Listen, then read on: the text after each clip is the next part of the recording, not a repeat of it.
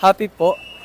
Happy kasi yun po yung isa sa goal ko coming to this competition na maging most medaled sa out of all the high schoolers sa bansa po. Inspiration ko po is syempre yung sarili ko po, yung goals ko, yung families ko po sa malayo, and yung mga kasama ko po lagi.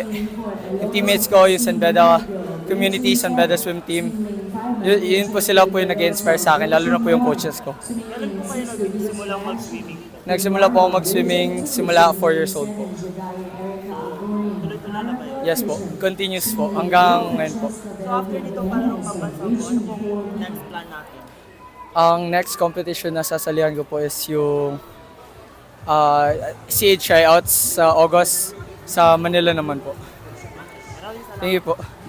So I guess yung I think for me, sanay na ako sa maglaban all the time. Kasi when I go to college, sigurado every week we have competitions, we have dual meets with other colleges. And sanay naman ako lumaban every week, every month. So even internationally. So I think hindi naman ako kakabahan in that part.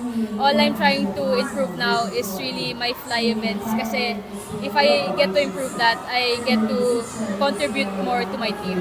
Actually, hindi naman po yung the whole recruitment sa USC, ako po gumawa nun lahat. Like, in-email ko po talaga yung coaches, tapos pinakita ko talaga yung parang job din, interview din po kasi siya. Parang pinapakita mo yung kung anong kaya mo. And for Sir Oy-Tengsu naman, parang nalaman niya lang po na na-recruit ako ng USC, and I guess he just wants to help me in the scholarship part kung anong mabigay niya.